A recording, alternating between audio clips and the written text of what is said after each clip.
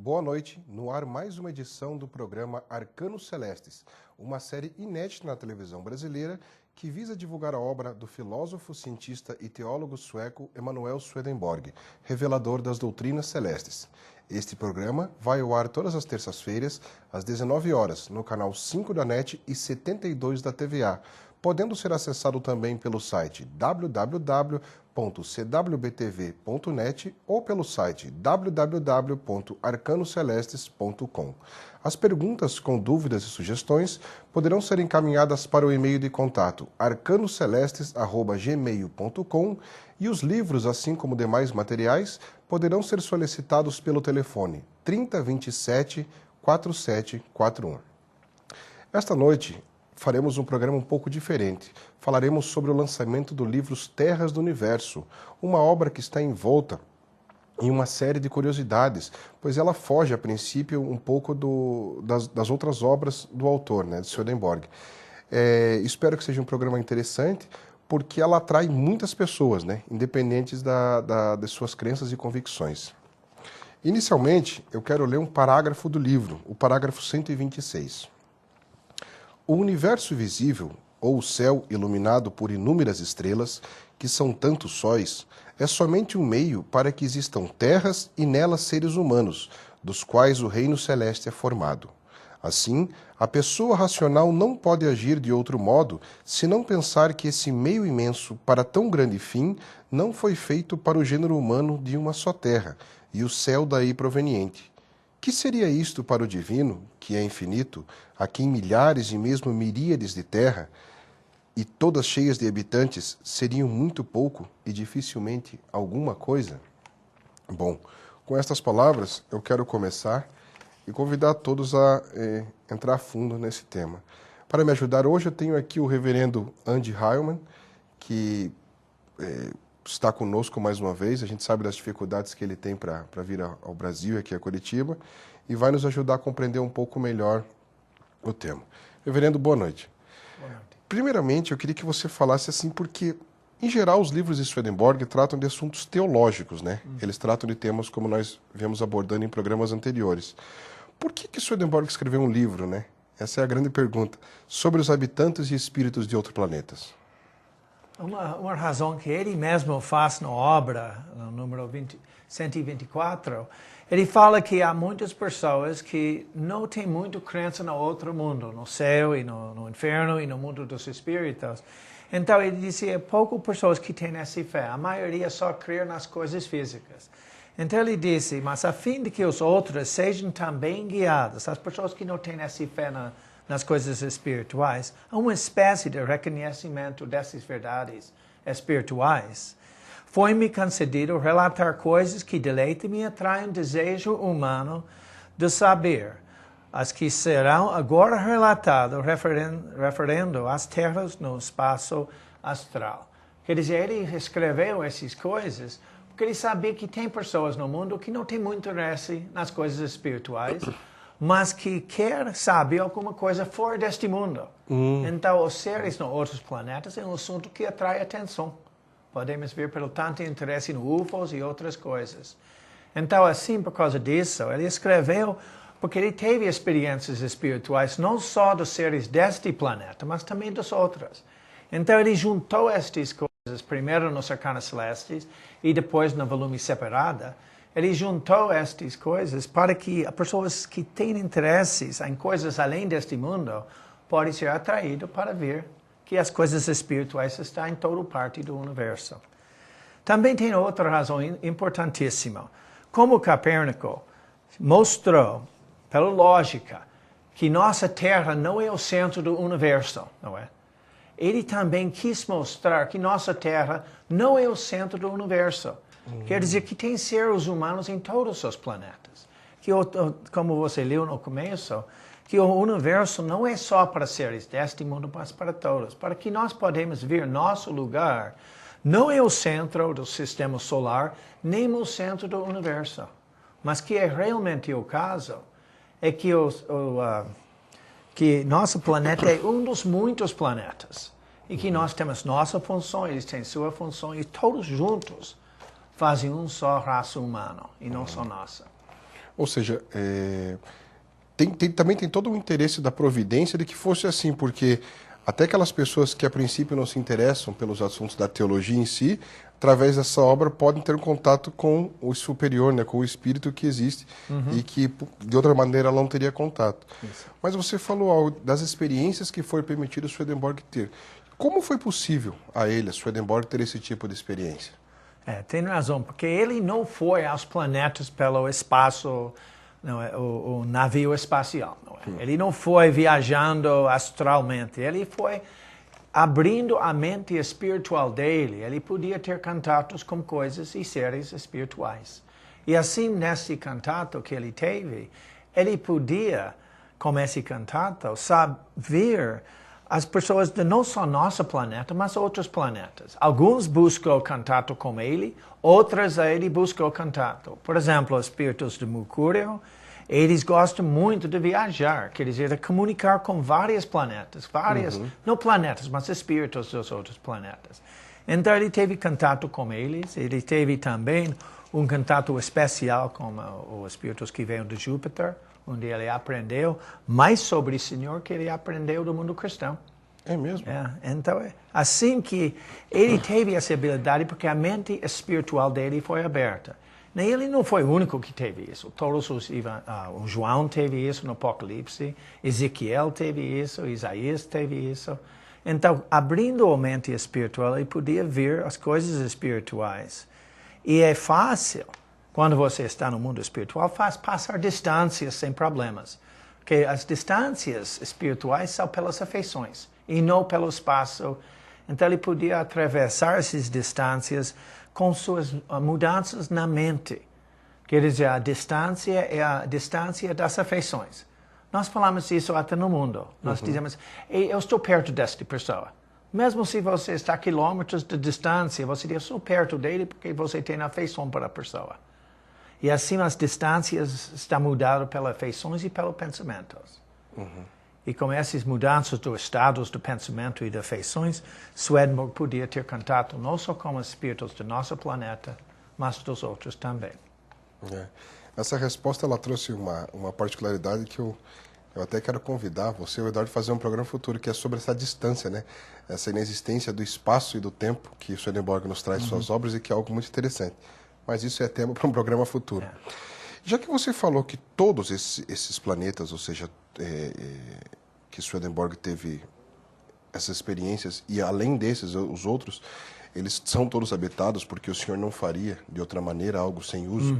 Por que todas essas expedições, que certamente essa é a pergunta que vem na cabeça das pessoas, por que todas essas expedições, todos os esforços dos cientistas não encontram vida, ou melhor, até então não encontraram vida nesses planetas? Tem um ditado dentro da doutrina da Nova Igreja, a doutrina desses livros de Swedenborg, que fala assim: o pensamento pelo olho fecha seus olhos. Não, desculpe. O pensamento pelo olho fecha o entendimento. Mas o pensamento pelo entendimento fecha os olhos.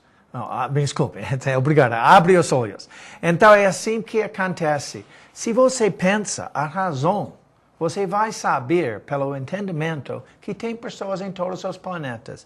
Até na Isaías fala assim, no capítulo 45, fala assim: assim diz o Senhor, que tem criado os céus, o Deus que formou a terra e a fez, Ele o confirmou, não a criou vazia, mas a formou para que fosse habitada. E na Terra do Universo fala assim: onde há uma terra, nela existe o ser humano, pois o ser humano é o fim pelo qual uma terra existe, e nada foi feito pelo Criador Supremo sem um fim. Então, pensando assim, isso abre seu entendimento e abre seus olhos para entender. Mas a razão que nós não vemos ninguém lá é porque nós estamos indo de maneira só fisicamente. E lá tem vida, mas a vida tem que ser vista por meio espiritual. Aqui nós podemos ver os seres visíveis e tudo porque nós estamos no mesmo estado espiritual neste mundo. E por isso nós podemos, eu e você, comunicando, porque nós somos perto espiritualmente, porque somos seres humanos deste planeta. Mas para comunicar com outras pessoas e ver a vida de outras pessoas, tem que ser ligado à vida espiritual deste planeta. E quando homens estão indo a outros planetas, estão olhando para coisas físicas só. E não vai ver a vida se a pessoa não sabe e tem contato com a força da vida desse planeta. Então é necessário para ter esse tipo de comunicação que a pessoa muda o estado da mente. E hoje o nosso planeta é tão física que não pode ver. E também tem outra razão que nós podemos chegar lá em nosso estado de mente, eles podem nos ver e nós não vemos eles. Teve uma vez que Swedenborg foi para terra no universo e ele chegou lá e foi vazio. Que sabia que uma pessoa deste planeta estava vindo e já teve outras anteriormente que chegou lá e deu problemas como ideias estranhas de teologia, porque o homem da Terra gosta de chegar lá e faz conversão de todo mundo, não é? Não é? Olha a América. A primeira coisa que os jesuítas fez quando veio aqui era converter pessoas para o cristianismo. Todo mundo. Então, lá no mundo espiritual, tem os mesmos problemas, como esses missionários chegando em toda parte. Até que numa planeta chegou e disse, qual Deus você adora? Ele disse, que pergunta maluca. Só tem um Deus. Então, que dizer qual Deus que vai adorar? Então, por causa disso, quando nós chegamos lá, nós não vemos nada porque está chegando só do meio fisicamente e não abrindo nossos olhos espirituais para ver a vida mesmo que está lá. Uhum. Ou seja, um livro aparentemente pequeno, né? E como você trouxe que ele, a princípio, ele fazia parte, ele era um dos últimos capítulos da grande obra O Arcano Celestes. Um livrinho desse contém tanta sabedoria e tantas coisas curiosas, né? O interessante que você falou agora aclarou um pouco sobre o que as pessoas elas se referem. Poxa, mas não tem sentido. Mesmo aqueles mais descrentes, eles falam, não tem sentido um universo tão grande, com tantas estrelas, tantos sóis, tantas luas, e não ter nenhum lugar mais habitado além do nosso, né? Realmente isso é algo que, eu acho que mesmo na mente mais fria, mais gélida, essa pergunta está lá sempre presente, né? Por que que não existe vida? Ou seja, nós estamos revendo isso agora. Mas, continuando essa sua última resposta, então eu queria saber assim, existe então, sendo que a nossa ciência está muito baseada no físico, existe então evidência científica das coisas que Swedenborg descreveu nesse livro ou não? Pode dizer que se nós olharmos nas coisas físicas dos planetas, tem algumas coisas interessantes. Por exemplo, a planeta Saturno. Swedenborg descreveu assim. E o planeta Saturno, porque está muito distante do Sol, tem um anel luminoso que dá muita luz àquela Terra, ainda que seja refletida. Quem é que, conhecendo estas coisas e pensando pela razão, pode dizer que eles são corpos vazios? Então, pensando assim, a gente pensa... Eu tive um amigo, quando eu falei isso a ele, disse, então por que os outros planetas lá não têm anéis? E coisa interessante, naquela época, nós só sabemos dos anéis do Saturno. Nós não sabemos dos anéis que estava em volta dos outros planetas lá. Mas pode ver que agora nós descobrimos que os planetas fora têm mesmo... Tem anéis. Anéis, as coisas longe. E esses anéis são lá, como você veja à noite, a casa tem a lâmpada acesa, porque tem gente lá dentro. Então, esses anéis em volta do planeta é um sinal que tem gente morando lá, precisando de extra luz. Então, o Criador botou um anel para refletir mais luz para o planeta, porque é tão longe. E essa descoberta, como você falou, de que os outros planetas também possuem anéis, é algo relativamente recente, né? É muito até recente. Então achavam que era só Saturno que tinha então, essa foi a única previsão que eu sabia, pelos livros de Swedenborg, de ciência, foi esse homem duvidando a verdade dessa coisa. Ele fez predição que era anéis nos outros planetas. Coisa interessante isso. Foi interessante, só uma coisa ao lado. Então, eu falei isso 2 anos atrás. Eu falei isso a outro amigo. Ele disse, por que Plutão não tem anel? E logo que ele falou, Plutão agora não é mais planeta. Mais um planeta, não né? É coisa interessante. É uma mais piada do que uma realidade. Mas é uma coisa interessante isso. Outra coisa também que foi descoberta Quando eu era jovem, eu aprendi que Mercúrio teve um dia por ano, realmente teve sempre uma face do Mercúrio. Estava em volta, quando o Mercúrio fez uma volta em volta do Sol, ele era como a Lua em volta da Terra. Isso foi o que eu fui ensinado. Então, não teve dia, sempre um lado era dia, outro lado noite, no Mercúrio, quando eu era jovem. Mas tem um ensinamento sobre o planeta Vênus, que o Swedenborg aprendeu, que disse assim, no planeta Vênus existem dois tipos de pessoas, dos índolos opostos uma à outra, as que são afáveis e humanos e as que são cruéis e quase selvagens. E os que são afáveis e humanos aparecem no outro lado dessa terra.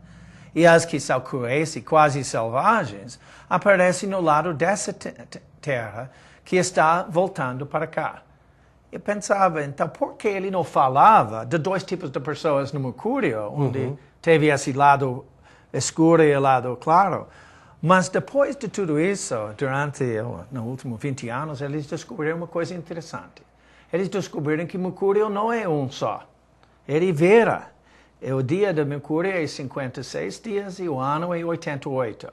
Olha. Mas a outra coisa muito interessante, e tem uma pintura para ilustrar, é que Vênus, quando Vênus está fazendo uma volta e a Terra está fazendo uma volta, quando eles são mais perto, o Vênus sempre mostra a mesma face para a Terra. Então, o que o Swedenborg falava, que tem as pessoas do outro lado, são as afáveis e humanos, mas deste lado são os cruéis e selvagens, é coisa interessante, porque agora nós sabemos pela ciência que há um lado que fica apontado para a Terra e outro lado que fica fora.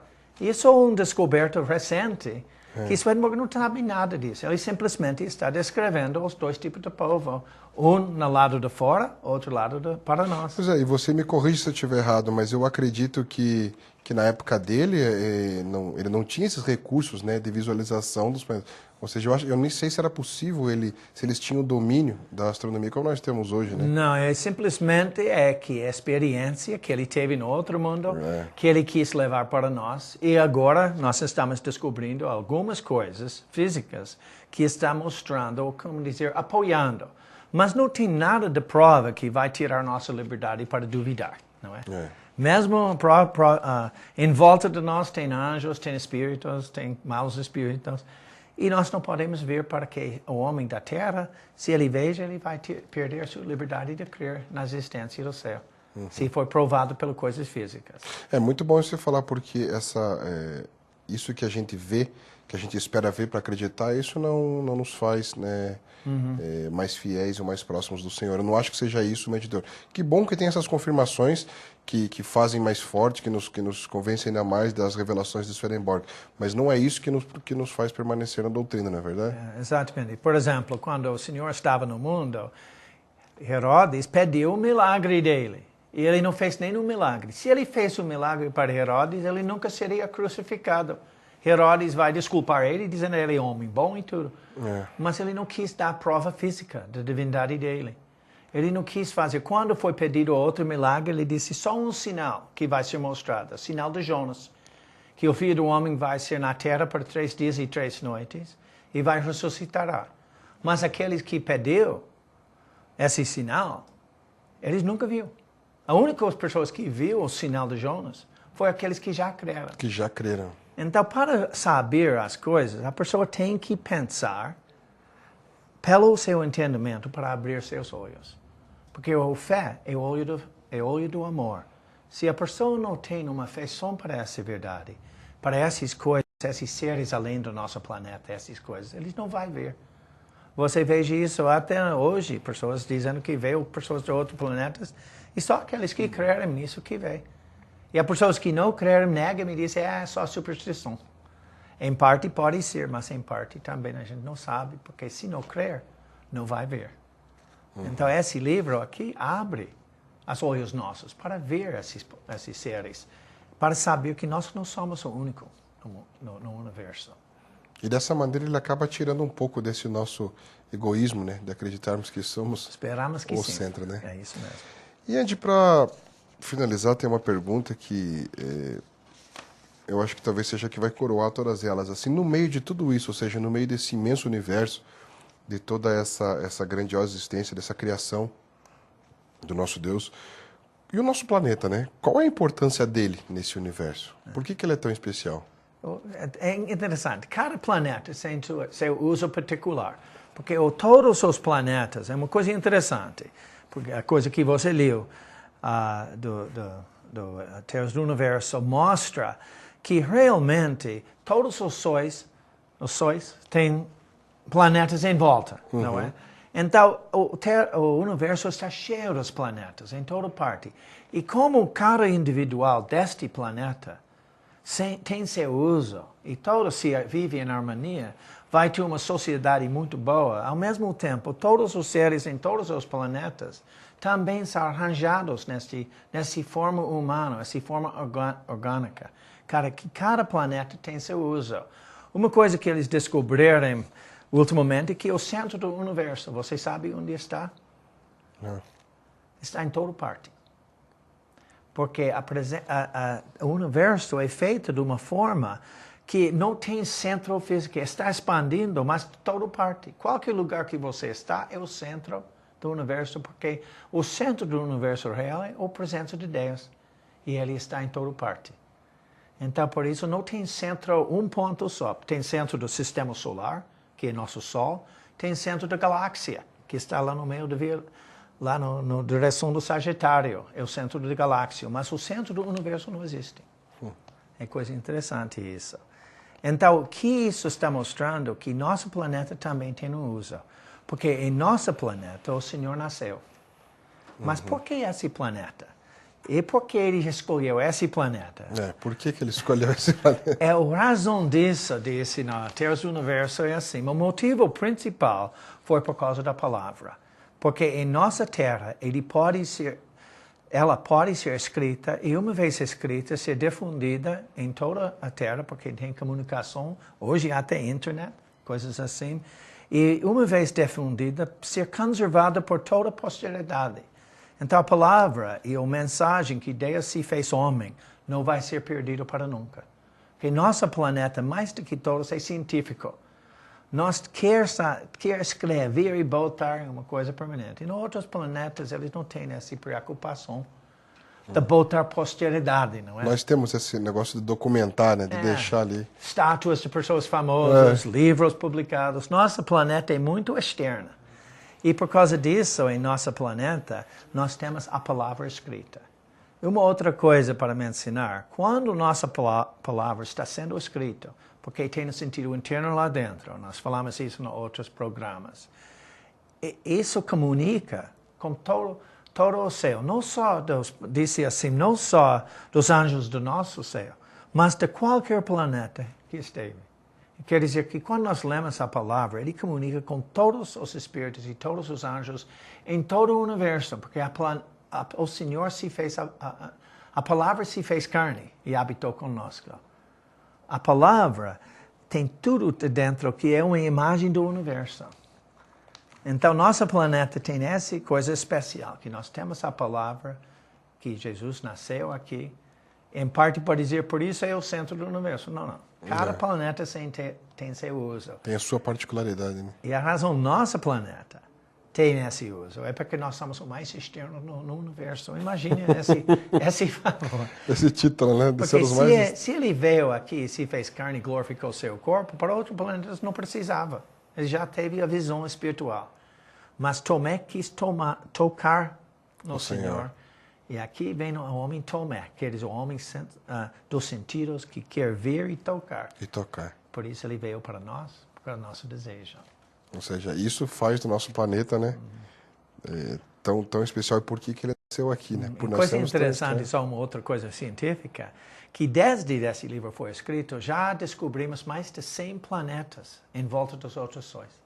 Depois da publicação desse livro? Muito depois. Mas quer dizer, isso é outra coisa externa. Outra coisa científica que era já predito, pode dizer, neste livro, que vai ter muito mais planetas do que só nossa. E agora estamos descobrindo esse. Que coisa interessante. Bem, Andy, eu acho que nós estamos chegando ao final do programa. Eu queria agradecer mais uma vez a tua presença aqui. Agradecemos. E, mais uma vez, convidar as pessoas assim a tomar contato com os escritos. Essa é uma obra recentemente lançada, foi traduzida, está numa boa tradução, uma edição ficou muito bonita. E, como disse em programas anteriores, as obras de Swedenborg, elas... talvez você não venha a fazer parte da igreja, talvez você não venha mesmo a comungar de todas as ideias, mas sempre vale a pena, é um autor que vale a pena ser lido. Foi um grande homem, foi lido por outros grandes homens. E nós estaremos sempre à disposição pelo e-mail de contato que nós falamos, que é o arcanocelestes@gmail.com, ou pelo telefone 3027-4741. Nós estaremos sempre à disposição, né, para ajudar com os materiais, para tirar dúvidas e através desses contatos você pode tomar conhecimento dos dias das reuniões que nós realizamos nos sábados à tarde, né? Andy, eu queria pedir que você fizesse as últimas considerações, umas últimas palavras para o povo de casa e agradecer mais uma vez a sua presença aqui conosco. Obrigado. Eu agradeço também que vocês me convidou para esse programa. Eu acho que, eu gosto de dizer que este livro é como um portal estelar. Quer dizer que você lendo este livro, você abre um universo. E o universo, em vez de ser só bolas de fogo lá, coisas mortas, se torna um lugar vivo. E você pode sair e lendo o Salmo 148, que fala que as estrelas estão cantando, que está louvando ao Senhor. Nós saindo para olhar as estrelas, e você não vai ver só pontos de fogo, você vai ver um universo cheio de vida. Todos cantando. Até que uma coisa interessante, a palavra aleluia não só significa louvar ao Senhor, mas significa brilhar para o Senhor. E as estrelas estão brilhando e louvando ao Senhor. Que bom. Boa noite a todos.